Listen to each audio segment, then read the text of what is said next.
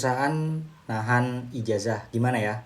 Nah, di sini siapa nih teman-teman yang kerja tapi perusahaannya nahan ijazah dan kalian tuh bingung, apakah kalian terima nih ya buat ijazahnya ditahan atau nggak mau males ijazah gue ditahan. Ada beberapa pertimbangan sebenarnya yang harus kalian semua ketahui untuk perusahaan yang nahan ijazah nih. Tapi sebenarnya di undang-undang sih juga nggak ada ya yang menaruh aturan kalau perusahaan menahan ijazah itu kena pidana gitu. Nggak ada. Jadi sebenarnya ini sesuai kesepakatan aja. Nah, kalian harus tahu ini terutama buat perusahaan yang mau nahan ijazah kalian. Pertimbangannya apa aja sih? Yang pertama tadi gue udah bilang ya kalau memang di undang-undang sendiri nggak ada tuh yang menyatakan bahwa perusahaan nggak boleh menahan ijazah. Jadi ya sah-sah aja kalau ada perusahaan yang netepin hal seperti itu.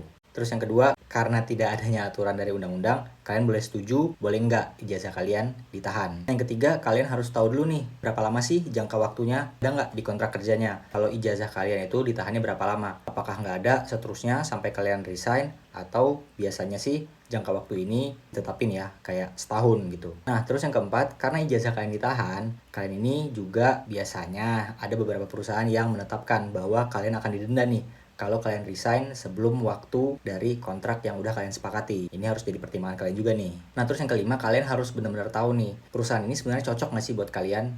Jadi, relakah kalian untuk ijazahnya ditahan kalau ya perusahaan ini kalian juga masih ragu sebenarnya? Pertimbangkan kalau memang perusahaannya cocok sama kalian, ya konsekuensinya ijazahnya ditahan, berarti itu kan nggak ada masalah. Apakah kalian siap untuk ijazahnya ditahan dengan beberapa konsekuensi? Atau kalian kayak, wah ini agak bahaya gitu buat ijazahnya ditahan, mending gue cari perusahaan lain yang nggak nahan ijazah. Itu semua baik lagi tergantung ke keputusan kalian. Tapi ingat, yang perlu ditekankan adalah seberapa lama itu sebenarnya harus ada di sini kontrak. Jadi jangan sampai ntar ya tahu-tahu kalian udah setahun, 2 tahun, 3 tahun kalian fine-fine aja, di kontrak nggak ada, ya amit-amit misalnya ijazah kalian bisa aja hilang, atau tiba-tiba kalian itu mau resign dipersulit buat ijazahnya itu bisa dikeluarin sama perusahaan itu.